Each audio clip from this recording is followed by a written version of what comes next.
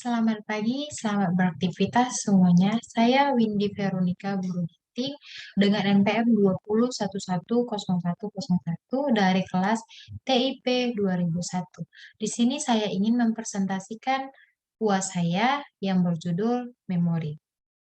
Di sini memori yang artinya pusat dari operasi pada sistem komputer modern berfungsi sebagai tempat penyimpanan informasi yang harus diatur dan dijaga sebaik-baiknya.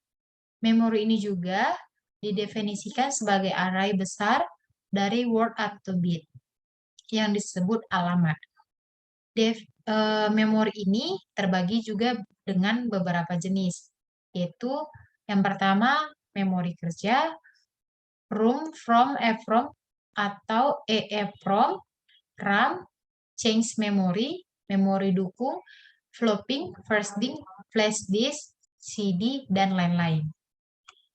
Di sini memori tersebut terbagi juga dengan 4 alamat, yaitu yang pertama adalah alamat memori mutlak, alamat memori relatif, atau alamat logika. Yang ketiga, hubungan antara alamat mutlak dan alamat relatif.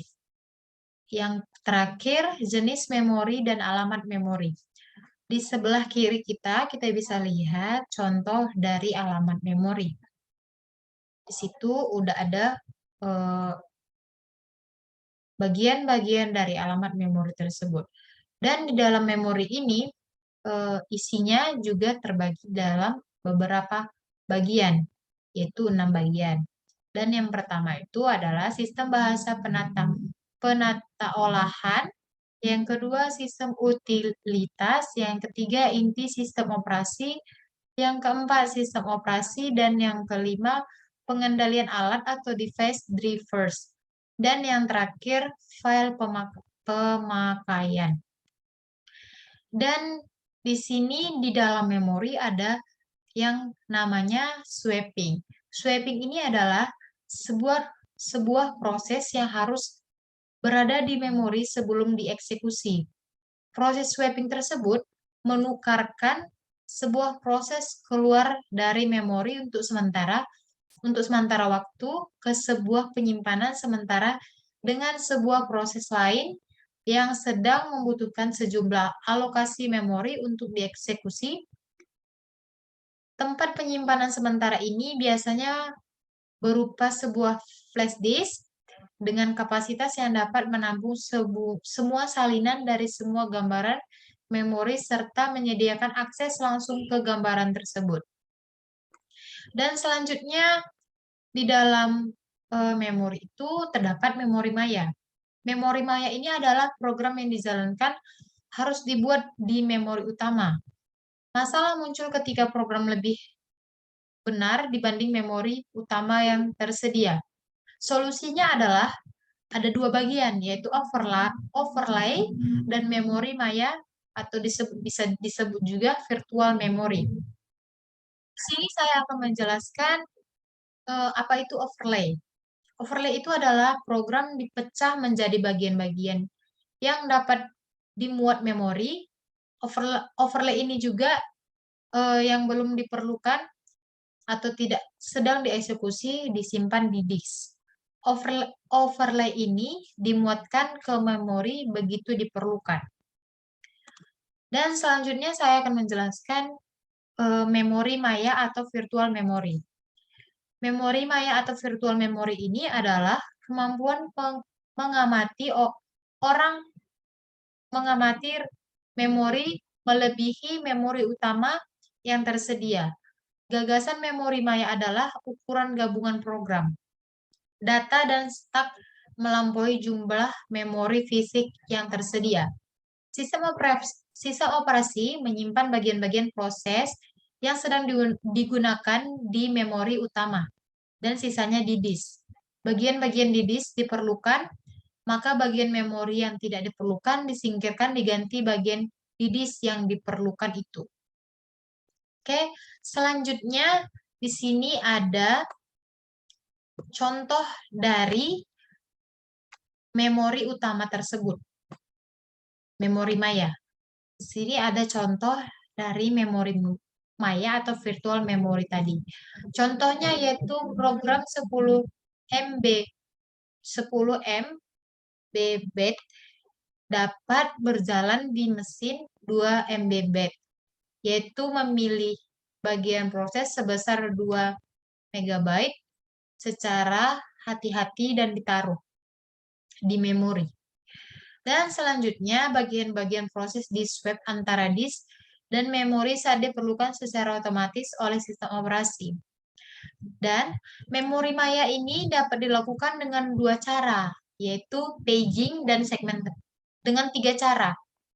Maaf ya, ada kesalahan di sini. Memori maya dapat dilakukan dengan 3 cara, yaitu paging, segmentasi, dan kombinasi paging dan segmentasi. Dan di sini pertama-tama saya akan menjelaskan bagian dari paging.